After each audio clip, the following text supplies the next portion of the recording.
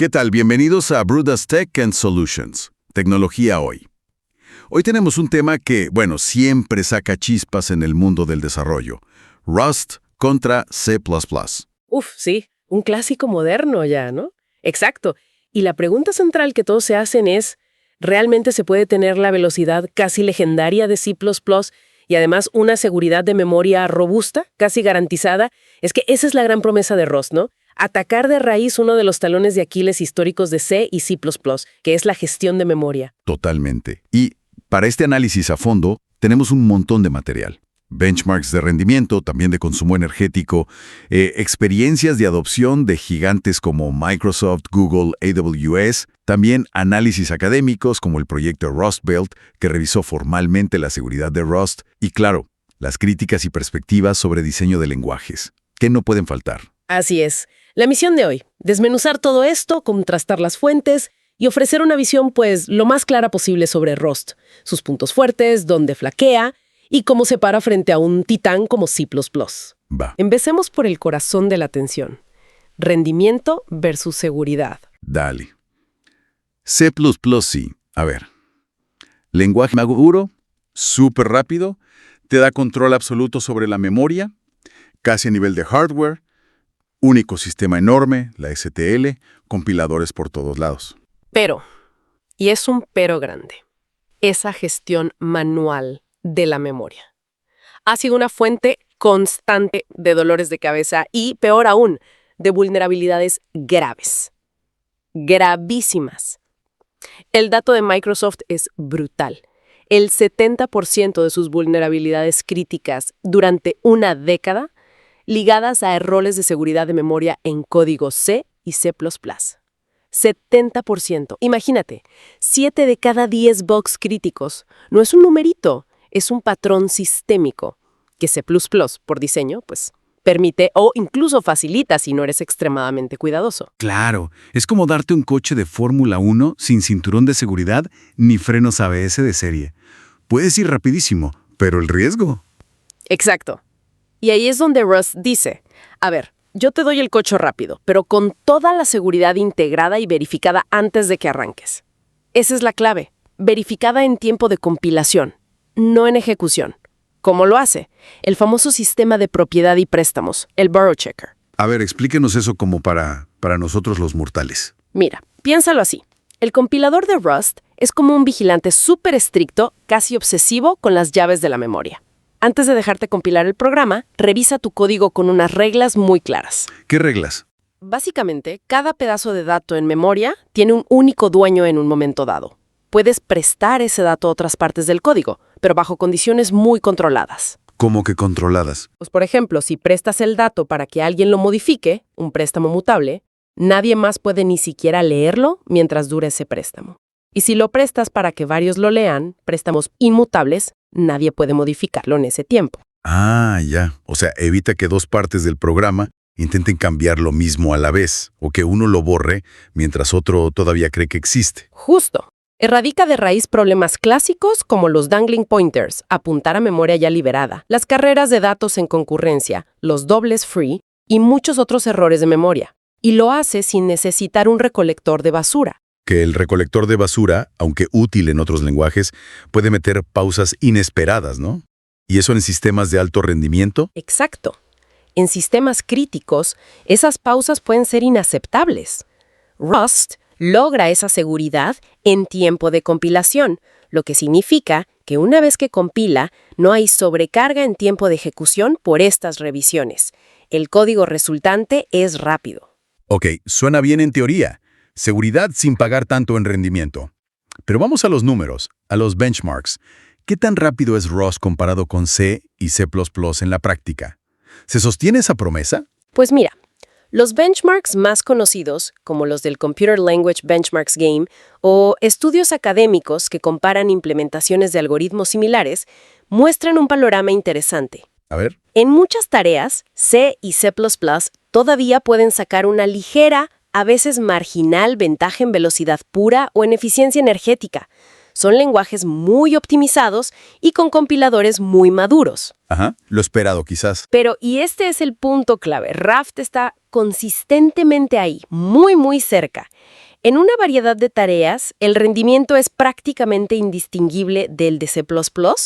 A veces, dependiendo del problema específico y de cómo está escrito el código, eso siempre importa mucho, Rust incluso puede ser más rápida. Órale. O sea que esa idea de que Rust es significativamente más lento ya no es tan cierta. En general, no. Para la gran mayoría de las aplicaciones, la diferencia de rendimiento, si existe, es pequeña y a menudo compensada por otros factores. Ya no es un argumento decisivo en contra como quizá lo fue en sus inicios. Y mencionaste eficiencia energética. Ahí, ¿cómo quedan? Porque a veces ser rápido no significa gastar menos energía, ¿o sí? Buena pregunta. Hay estudios que miden precisamente eso. Y consistentemente, C, C++ y Rust quedan agrupados como los lenguajes más eficientes en términos de consumo energético, además de ser los más rápidos. O sea, van de la mano. Generalmente sí. Los lenguajes compilados a código máquina nativo tienden a ser tanto rápidos como eficientes. Hay una correlación fuerte, aunque no perfecta. Curiosamente, algunos estudios notan que el consumo de energía de la memoria RAM se correlaciona más con la cantidad total de memoria usada durante la ejecución, no necesariamente con el pico de uso. Interesante detalle. Bueno, entonces, rendimiento competitivo, seguridad de memoria por diseño. Suena como una combinación ganadora. Esto se refleja en quien está adoptando Rust. Mencionaste a Google, Microsoft, AWS. ¿Lo usan para cosas serias o son más bien proyectos piloto? Entonces, estamos hablando de componentes centrales y sistemas críticos. AWS, por ejemplo, usa Rust para Firecracker. ¿Qué es Firecracker? Es la tecnología de micro VMs que potencia servicios masivos como AWS Lambda y Fargate, o sea, la base de su oferta serverless. Escogieron Rust explícitamente por la seguridad y el rendimiento. ¡Wow! Eso es bastante crítico. Y Microsoft lo está metiendo en componentes de bajo nivel de Azure, en partes del sistema operativo Windows, incluso en firmware. Argumentan que les ayuda a reducir drásticamente esa clase de vulnerabilidades de memoria que mencionamos. Claro, el famoso 70%. Tiene sentido. Google también lo usa fuerte, en Android para módulos del sistema donde la seguridad es primordial y es un lenguaje de primera clase en su nuevo sistema operativo Fuchsia. Y ni hablar de su entrada al kernel de Linux. Rust en el kernel de Linux. Eso sí que es un cambio grande. ¿Para qué lo usan ahí? Principalmente para escribir drivers, empezando por uno para los gráficos de las nuevas GPUs de Apple. La idea es que Rust ofrece una alternativa más segura que C para estas partes tan sensibles del kernel, donde un error puede ser catastrófico. Tiene lógica. Y Mozilla, que fueron pioneros con Firefox, siguen viendo beneficios. Sí. Ellos reescribieron partes del motor de renderizado de Firefox, el proyecto Servo, en Rust y reportaron mejoras significativas en estabilidad y seguridad, reduciendo crashes relacionados con memoria y concurrencia. Ok, la adopción en la industria parece sólida y creciente, sobre todo en áreas donde la seguridad es clave. Pero siempre hay un pero. ¿Qué pasa con los desarrolladores? La curva de aprendizaje de Rust tiene fama de ser empinada. Sí. Esa es la percepción común y, bueno, tiene su parte de verdad. No te voy a mentir, el sistema de propiedad y el borrow checker sí requieren un cambio de mentalidad si vienes de C++, Java o Python. Te fuerza a pensar mucho más sobre cómo gestionas los datos. ¿Qué tan difícil es realmente? ¿Meses? ¿Años? Mira, Google hizo un estudio interno sobre esto. Reportaron que sus ingenieros, que ya eran experimentados, tardaban entre 2 y 4 meses en volverse productivos con Rust. 2 a 4 meses. Eso suena bastante razonable, ¿no? Similar a aprender otros lenguajes modernos como Go, por ejemplo. Exacto. No es una barrera insuperable como a veces se pinta. Lo interesante del reporte de Google fue que encontraban más difícil los desarrolladores. ¿No era el borrow checker? Estaba en la lista, claro, junto con la gestión de tiempos de vida, lifetimes. Pero curiosamente mencionaban con más frecuencia las macros. Las macros. ¿Por qué? Porque el sistema de macros de Rust es muy potente. Permite hacer metaprogramación, o sea, código que escribe código. Es muy útil, pero tiene su propia complejidad. También mencionaron la programación asíncrona en Rust como un desafío. Vaya, yo hubiera apostado que la interoperabilidad con C++, o sea, hacer que código Rust hable con código C++ existente. Sería el dolor de cabeza principal. Que, ojo, Microsoft se ha señalado que esa interoperabilidad C++, Rust, todavía es un área con fricciones y que las herramientas, aunque Cargo, el gestor de paquetes y build system de Rust, es muy querido, en general el tooling de Rust aún no tiene la madurez acumulada de décadas que tiene C++. Claro, décadas de depuradores, profilers, IDEs, eso pesa. Y otra cosa que mencionaste, los errores del compilador de Rust. Se dice que son muy buenos. Sí, esa es casi una opinión unánime. El compilador de Rust es famoso por dar mensajes de error súper detallados, que no solo te dicen qué está mal, sino a menudo por qué está mal y hasta te sugieren cómo arreglarlo. Eso ayuda muchísimo con la curva de aprendizaje. Órale, eso sí es una ventaja. Ahora, un punto que genera dudas es el código unsafe. Si Rust es tan seguro, ¿por qué necesita una puerta trasera para código inseguro? Es una pregunta clave. El bloque unsafe en Rust es como una zona delimitada donde le dices al compilador, ok, aquí desactivamos temporalmente alguna de tus garantías de seguridad porque necesito hacer algo de muy bajo nivel que tú no puedes verificar.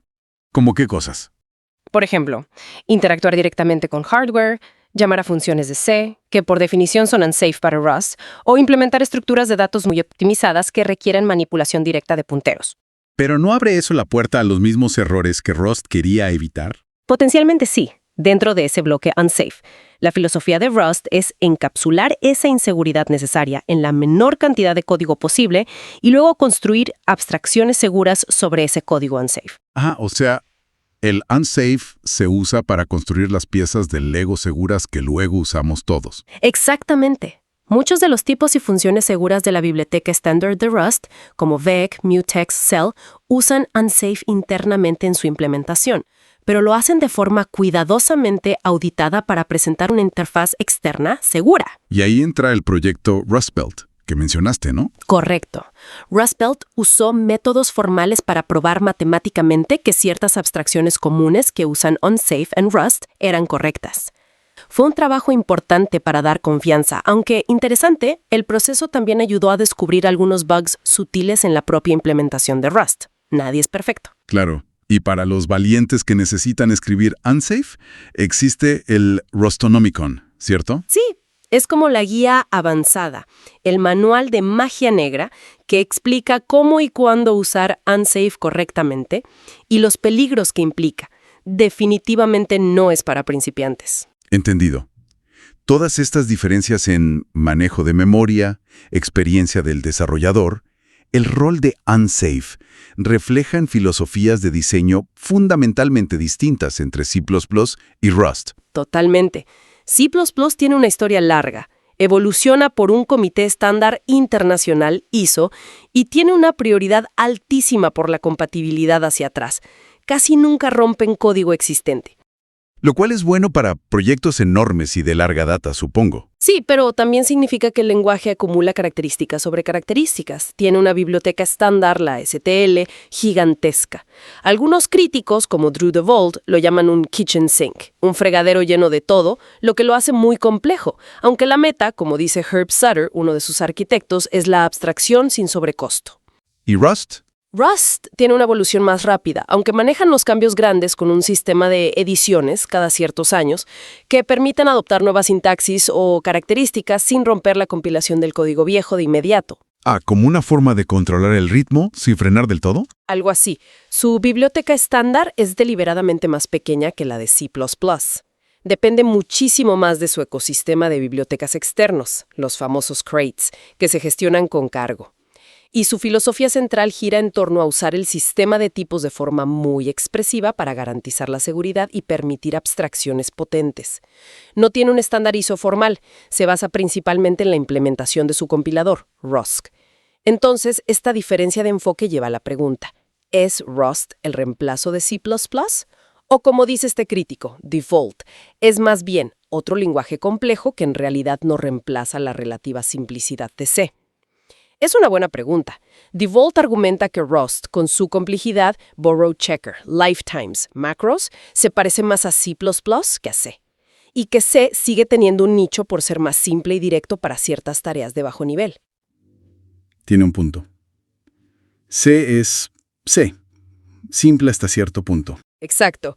Así que quizás no sea un reemplazo directo de C en todos los casos, pero sí se posiciona muy fuertemente como una alternativa moderna y muy atractiva a C++, especialmente en dominios donde la seguridad no es negociable o es una prioridad muy alta. Como en sistemas operativos, navegadores, servicios en la nube. Lo que ya vimos que está pasando. Justo. No es tanto reemplazarlo todo, sino ofrecer una opción poderosa con un perfil de seguridad diferente para nuevos proyectos o para reescribir componentes críticos de sistemas existentes. Bien, creo que el panorama queda más claro. Rust ofrece una propuesta de valor muy fuerte en seguridad y rendimiento competitivo, pero con una curva de aprendizaje y un ecosistema todavía en maduración comparado con C++. Exacto. La elección entre uno y otro, al final del día, depende mucho del proyecto específico, de la experiencia del equipo, de las bibliotecas que necesites y de cuánto peso le des a la seguridad inherente versus la madurez y el tamaño del ecosistema existente. No es una respuesta de sí o no, blanco o negro. Para nada. Son herramientas distintas en la caja, cada una con sus fortalezas y debilidades. Y eso nos lleva a una última reflexión, ¿no? A ver, ¿cuál? Considerando los beneficios de seguridad que hemos visto, que no son teóricos sino demostrados en producción por empresas enormes, y el rendimiento que es realmente competitivo con C++, la pregunta provocadora sería, ¿cuál es el costo real, hoy en día, de no considerar seriamente Rust para nuevos proyectos de sistemas donde la seguridad es o debería ser una prioridad fundamental? Buena pregunta para dejar pensando. ¿Estamos pagando un costo oculto al seguir usando C++ por defecto en ciertas áreas, solo por la costumbre o la comodidad del ecosistema? Quizás. Es algo que cada equipo y cada proyecto tiene que evaluar honestamente. Definitivamente da para pensar. Pues muchísimas gracias por desmenuzar este tema tan complejo con tanta claridad. Ha sido una plática súper interesante. Gracias a ti. Siempre es un gusto hablar de estos fierros. Y con esa reflexión sobre el costo de no innovar en seguridad, nos despedimos por hoy en Brudas Tech and Solutions. Tecnología hoy. Hasta la próxima. Nos escuchamos pronto.